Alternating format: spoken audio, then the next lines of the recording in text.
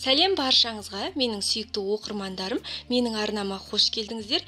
Бүгін сіздермен құрамына жұмыртқа қосылмайтын осындай керемет типироктың рецебімен бөлісетін боламын.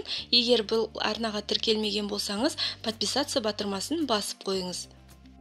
Алдымен осындай тереңдеу ыдысқа 1 стақан айранды құямыз, және оған жарты шай қасық көлемінде ас содасын салып, араластырамыз. Араластырғаннан кейін 5-10 минутқа қойып қоятын боламыз. Мінекей дайын болды. Одан кейін үстіне 1 кесені толтырмай қантты, одан кейін ұнтақталған бидай жармасын және ұнды салып араластыратын боламыз. Ұнды араластырған кезде түйіршік болмау керек, және шым-шым тұз қосуды да ұмытпаймыз. Осылай венчиктің көмегімен немесе қасықпен де араластыруға болады. Араластырған кезде ең бастысы түйіршік қалмауы керек. Мінекей осылай жақсылап араластырып аламыз. Одан кейін бізге бөлме температурасында еріп тұрған сары май керек болады. Осылай сары майды салғаннан кейін де тағы да араластырып алатын боламыз. Өйткені біздің сары майымыз жаңағы массамызбен бірге біркелкі болуы керек.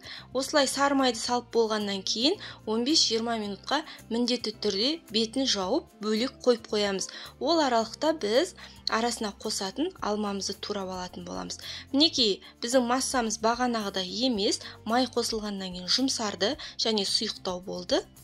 Енді әрі қарай міне алманы турайтын боламыз. 4 бұрышлап осылай қабығымен турай берген тиімді. Мендегі алмалар ұсақтау болғасын 5-6 дана алма қолдандым. Егер сіздерде ірі алма болатын болса, 2 алманың өзі де жеткілікті болады. Қыздар, сіздерге рецепт ұнаса, төмендегі поделиться батырмасын басып, өз достарыңызбен, құрбыларыңызбен бөлісіп қойсаңыздар да болады. Пирогты дайындауға қажетті азық-түліктің мөлшері осы тақырып жазылған жерде стрелканы бассаңыздар, сол жерде толық жазылған.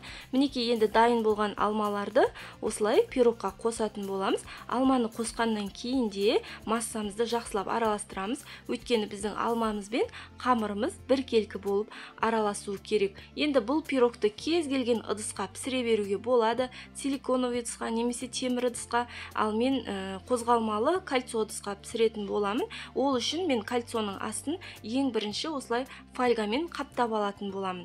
Мінекей, егер сіздерде де осындай ыдыс болатын болса, фольгамен қаптап алуға кеңес беремін.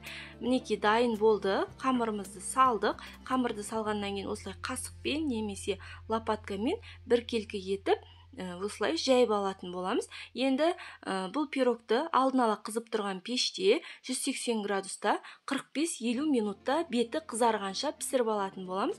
Піскен піспегендігін ағаш таяқшамен білуге болады. Егер ағаш таяқшаларыңыз құрғақ болып шықса, демек пирог пісті деген сөз. Мінекей пешке жібердік. 45-50 минут өткеннен кейін пирогымыз дайын. Суығаннан кейін барып ыдыстан босататын боламыз. Мінекей суыды. Қазір арасын кесіп көрсететін боламын. Сондай сочный. Қыздар, міндетті түрде жасап көріңіздер. Егер сіздер бұл арнаға тіркелмеген болсаңыздар, төмендегі подписаться батырмасын басуды ұмытпаңыздар, және де қоңырауша белгісін басып қойыңыздар. Назарларыңызға рахмет.